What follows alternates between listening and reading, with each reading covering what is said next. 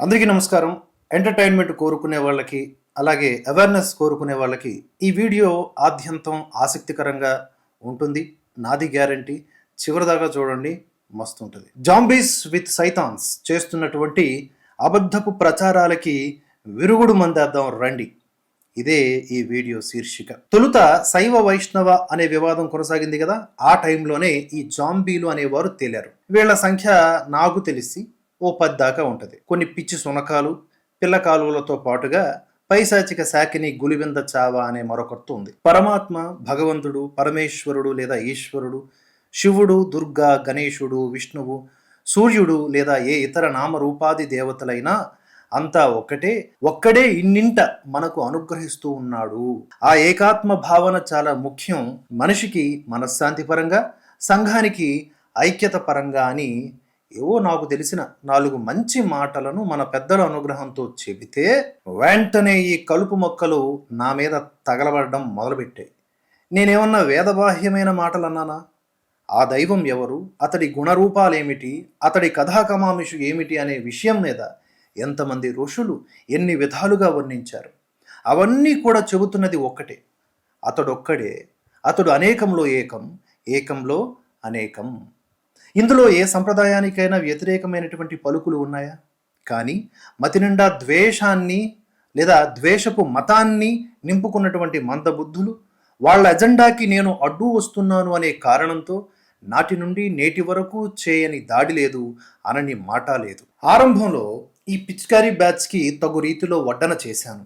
కానీ వీరంతా తగు మనుషులు, అంటే వీరికి గొడవలు, వాదనలు, దూషణలు అంటే ఇష్టం. అలా ఈ బ్యాచ్ అంతా కూడా ఒక దగ్గర కూర్చున్నప్పుడు చేసేది కూడా మహా అయితే ఏముంటుందో తెలుసా?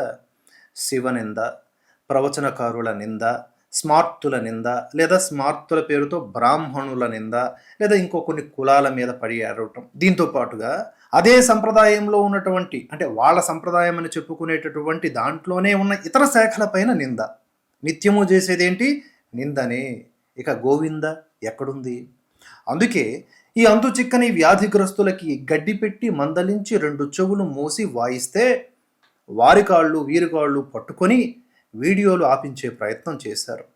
అదేదో నా కాళ్లే పట్టుకుని ఉంటే మిమ్మల్ని అనుగ్రహింతును కదా, నా దగ్గర మీరు ఒళ్ళు దగ్గర పెట్టుకుని కూర్చునుంటే నేను మీకు బుద్ధిని బోధించేవాడిని కదా. ఎందుకు వాళ్ళ దగ్గరికి వీళ్ళ దగ్గరికి పరిగెత్తడం? ఏం ప్రయోజనం? డిఎస్పి ఎవడి మాటన్నా వినే రకమా? కాదు కదా. సరే, అరుస్తున్నారు, ఏడుస్తున్నారు అని దయార్ద్ర హృదయంతో అనుగ్రహిస్తే మరలా అదే తంబాకు కోతలు. వెస్ట్ సైడ్ కూకట్పల్లి నుండి మొదలు పెడితే ఈస్ట్ సైడ్ మారేడుపల్లి దాకా ఉన్న శూర్పణఖ సైజు మూతులతో వాంతులు చేసుకుంటానే ఉన్నారు. చెప్పుతో కొడతా, ఇప్పి కొడతా, కప్పి కొడతా అంటూ ఏవేవో చరిచేసుకొని మరీ వాగితే తాగిందేమో అనుకుని పోవే పిచ్చి కుక్క అని వదిలేశారు. ఎందుకంటే చెప్పా కదా, వీళ్ళకి కామన్గా ఒకటే కావాలి, సమస్య. సమస్యలాగే ఉండాలి. అలాగే వీళ్ళకి వద్దు అనుకునేది ఏంటో తెలుసా? దానికి పరిష్కారం. అందుకే మూర్ఖులతో వాదన కద్దు అనుకొని జనులను ఎడ్యుకేట్ చేసుకునే నా నిత్య విధిలో నిమగ్నమయ్యాను. కొంతకాలం గడిచింది. ఇక మరో మూర్ఖపు సంత కొందరు బాబా భక్తుల రూపంతో తయారయ్యారు. సాయిబాబాని సాయిబాబాలాగా పూజించుకుండయా, ఎవడడ్డాడు మిమ్మల్ని? హిందూ దేవీ దేవతల నామరూపాదులతో కలుషితం చేయకండి అని చెప్పడమే పాపం అయిపోయింది. అయితే నిజంగా వీళ్ళు సాయిబాబా భక్తులని నేను అనుకోవట్లా. వాళ్ళు ఎలాగైతే ఒక సంప్రదాయాన్ని అడ్డు పెట్టుకొని వాళ్ళకున్న పైత్యాన్ని వెదజల్లుతున్నారు, వీరు అలాగే సాయిబాబా గారిని అడ్డు పెట్టుకొని వీరికి ఉన్నటువంటి అక్కసును తీర్చుకుంటున్నారు సమాజం మీద. ఇందులో కూడా ఈ మంద ఎలా ఉంటారు అంటే అబద్ధాలు లేదా అర్ధసత్యాలు ప్రమోట్ చేస్తారు. అంతే తప్ప నిజం లేదు, నిజాయితీ లేదు. జనరల్గా అబద్ధాన్ని ఛేదించవచ్చు, నిజాన్ని ప్రచారం చేయవచ్చు లేటుగానైనా. కానీ అర్ధసత్యాలు ఉంటాయి చూడండి, సగం అబద్ధం సగం నిజం, వాటిని ఛేదించి జనాల్లోకి దాని యొక్క వాస్తవ రూపాన్ని ప్రకటింప చేయటం చాలా కష్టం. వీళ్ళు చేస్తున్నది అదే. బెంగటం, వంగటం, మో, గు, లేకపోతే మూ, లాకో, నాకో, నీకో, ఇవి తప్ప కంటెంట్ ఏమైనా ఉంటుందా? ఉండదు. శాస్త్ర ప్రమాణాలు చెప్పండిరా అంటే ఎల్లారో పుల్లారో ప్రమాణాలు తెస్తారు. ఇక్కడ హైలైట్ ఏంటంటే ఈ కిలోమీటర్ల వ్యాసార్థం కలిగిన నోటి విరేచన రాక్షసి లేదా రాక్షసులు, ముద్దుగా నేను జాంబీస్ అంటానండి, వీళ్ళు ఈ బెంగడాలు వంటి పదాలతో కూడిన వీడియోల్ని, థంబ్నైల్స్ని షేర్ చేస్తారు. అసలు ఆ అక్షరాల్ని లేదా పదాలని చూస్తేనే వెంటనే ఏదో ఒక ప్రాయశ్చిత్తం చేసుకోవాలి అని అనిపిస్తుంది. అలాంటిది దాన్ని తనివి తీరా అంటే ఆ వీడియోని తనివి తీరా చూసి అందులో ఉన్న బూతుల్ని ఆస్వాదించి మరలా మరలా షేర్ చేస్తూ, ఆహా! మనకి నచ్చని వాడిని ఎంత బాగా తిడుతున్నాడు వీడు. వీడు పరాయి వాడనుకున్నానే. వీడు మనవాడే. అనవసరంగా వీడిని అపార్థం చేసుకున్నానే అన్నట్లుగా వాళ్ళు ఆనందాన్ని వ్యక్తపరుస్తూ వీడియోలు షేర్ చేస్తూ రారా చూచుకుందాం అంటుందంటే ఒకరిది ఎంత బలుపే నీకు అని అనాలని ఉన్నా వద్దులే. ఇదిగో ఇక్కడ నాది రాజేంద్ర ప్రసాద్ గారి ఎక్స్ప్రెషన్, సేమ్ ఎక్స్ప్రెషన్. నీతో నేను మాట్లాడలేనమ్మా. అరే ఆడెవడో గొట్టంగాడి ఫోటోతో నా ఫోటో పెట్టి వీడియోలు చేస్తావారా, నీ ఇంట్లో నీ పెళ్ళాం లేదా, నీ తల్లి లేదా అంటూ వాగిన ఈ గులిబిందకు ఇప్పుడు వాడే ప్రీతిపాత్రమైనాడు అంటే అంటే మీరు ఫైనల్గా ఇంకొక మాట, ఈ బెంగడాలు వంగడాలు వంటి వీడియోల్ని షేర్ చేస్తున్నారే, మీ ఇంట్లో ఉన్నటువంటి పిల్లలు లేదా పెద్దలు వాటిని చూస్తే అంటే చూస్తారన్న బెంగ కూడా లేకుండానే బెంగడాలు. సరేలే పక్కన పెడితే, ఇప్పుడు ఇక్కడ ఈ సైతాన్ బ్యాచ్ అంటే బూతుల బ్యాచ్, అలాగే ఈ జాంబీ బ్యాచ్ అంటే రోత బ్యాచ్, సంప్రదాయాల పేరుతో అడ్డుతో సైకోయిజం వీరిది, వీళ్ళు కలిసి ఒక ఎంఓయు పెట్టుకున్నారు. అందులో కామన్ పాయింట్స్ ఇదిగో, ఈ డిఎస్పీని అడ్రస్ లేకుండా చేయాలి, వాడు బలంగా ఉన్న బలహీనుడైపోయాడు అని ప్రచారం చేయాలి, ఎందుకంటే మాకు నరకం చూపించాడు, మీకు కూడా నరకం చూపించాడు, అసలు అన్నిటికీ వీడే మూలకారకుడు, సరిగ్గా అర్థం చేసుకో వీడే మూలకారకుడు, అందుకే వీడిని ఎక్కువ టార్గెట్ చేయి, వీడిని తిట్టు తిట్టు తిట్టు అనేలాగా మొదటి ఒడంబడిక. ఇక రెండవది శంకర పీఠాలు, శంకరులు, ప్రవచనకారులు, వీళ్ళని నోటికొచ్చినట్లుగా డైరెక్ట్గాను ఇండైరెక్ట్గాను దొంగ ప్రొఫైల్స్తోనూ సోషల్ మీడియాలోనూ ఇంట బయట తిట్టాలన్నమాట. రంధ్రాన్వేషణం చేసి మరీ తిట్టాలి. ఒకరోజు 2 రోజులు కాదు, రోజు తిట్టాలి, పొట్టు పొట్టు తిట్టాలి.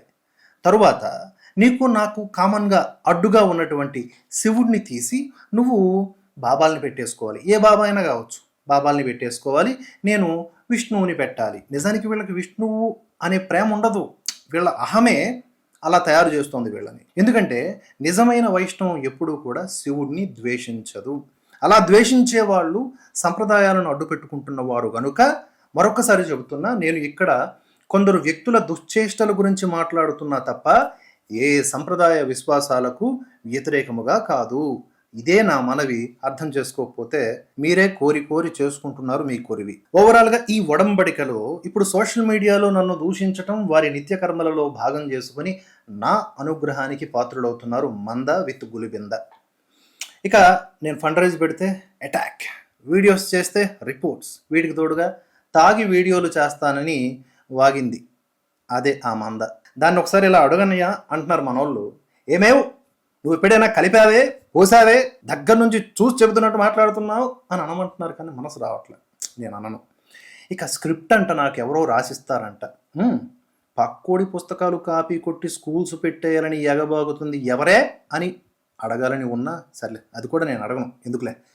రమన్ లాల్ అనే రంగురాళ్ళ వ్యాపారి కేసులో బ్లాక్ మెయిలర్ అంటూ అంటా ఉంటారు వీళ్ళందరూ. అక్కడ విధర్మీయులు, వ్యతిరేక భావజాల పరులు అంటారు, వాళ్ళతో పాటుగా ఈ మంద చేరుతూ, ఎందుకంటే వీళ్ళకి సిద్ధాంతాలు ఉండవు, వ్యక్తిగత ఎజెండాలు, రాగద్వేషాలే. నిజానికి వైరల్ అయినటువంటి ఆ వీడియోలో మీరు కావాలంటే మరలా చూసుకోండి, ఎక్కడ కానీ మా నుంచి బెదిరింపు కానీ డబ్బు కానీ ఉందా, ఎక్కడైనా డబ్బులు కట్టలు కనిపించాయా, అదొక ఫ్యాబ్రికేటెడ్ వీడియో, ఆడియోకి వీడియోకి లింకప్ లేదు.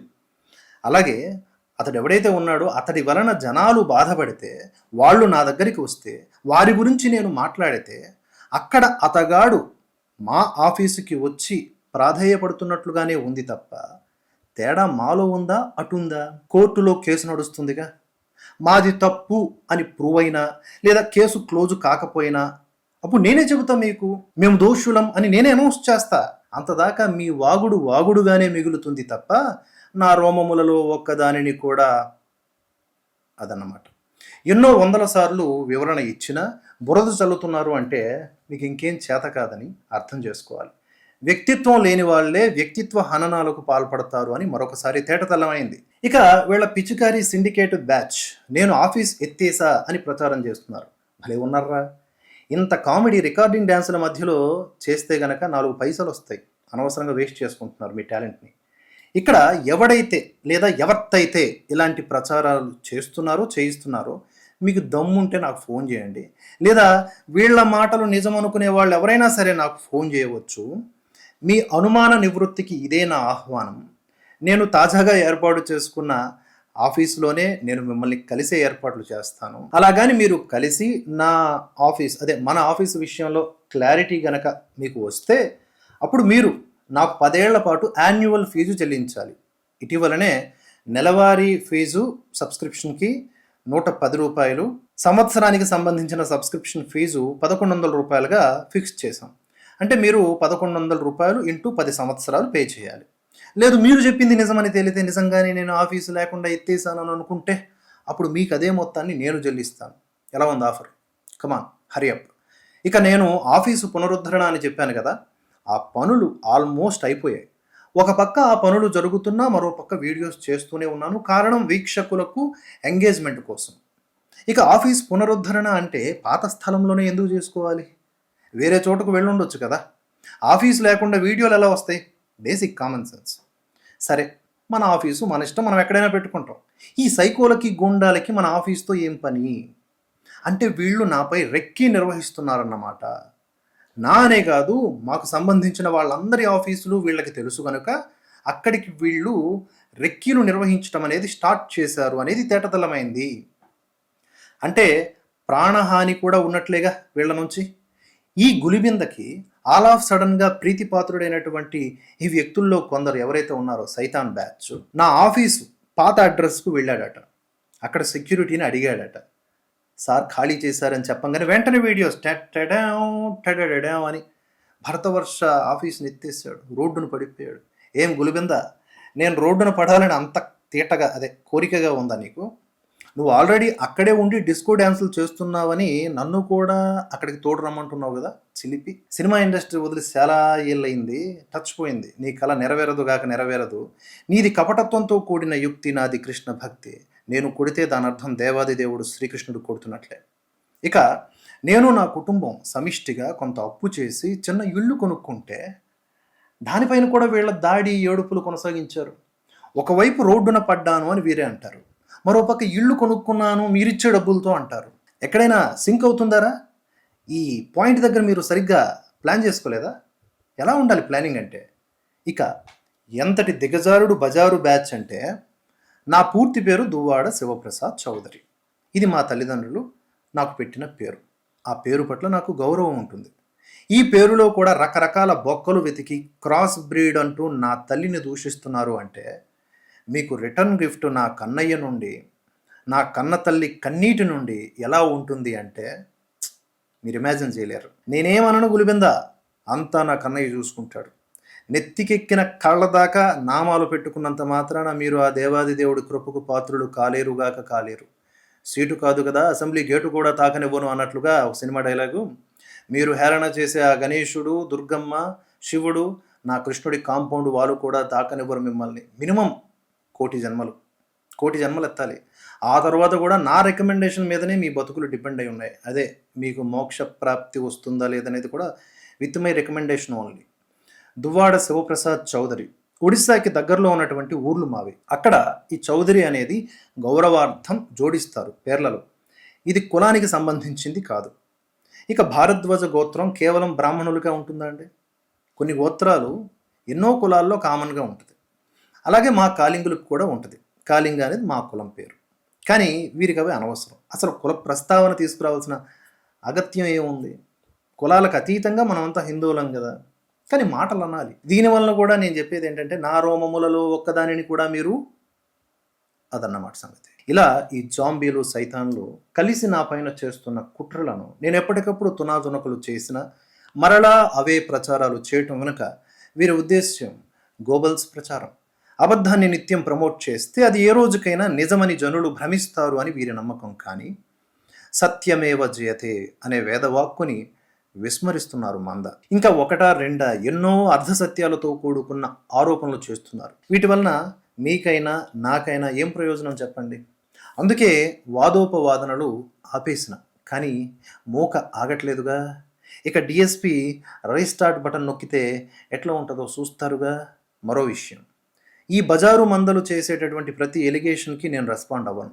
కానీ మన భరతవర్ష కుటుంబ సభ్యులు, శ్రేయోభిలాషులు అయినటువంటి మీరు అటు నుండి వస్తున్నటువంటి ఏదన్నా ఒకటి రెండు ఇంపార్టెంట్ పాయింట్స్, వీటికి వివరణ తప్పక ఇవ్వాల్సిందే అని గనక మీరు కామెంట్స్ రూపంలో కానీ లేదా డిస్ప్లే అవుతున్న మొబైల్ నెంబర్ వాట్సాప్ రూపంలో కానీ మీరు కనుక చెప్తే వాటికి మాత్రం తప్పకుండా వివరణ ఇద్దాం.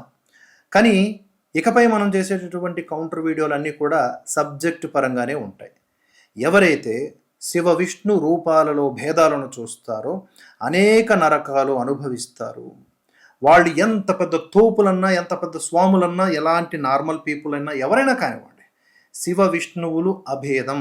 దీనికి అగైనెస్ట్గా నా దేవుడే గొప్ప అనే భ్రమలో ఎవరన్నా సరే తమ యొక్క పైత్యాన్ని వెదజల్లితే తప్పకుండా నరకంలోనే పడతారు అని శాస్త్రాలు ఘోషిస్తున్నాయి, పురాణాలు నొక్కి ఒక్కాణిస్తున్నాయి మిత్రమా. తదుపరి వీడియోలలో శివద్వేషపు మంద గురించి మరిన్ని విషయాలు. ఓం శ్రీకృష్ణాయ నమః. జై హింద్.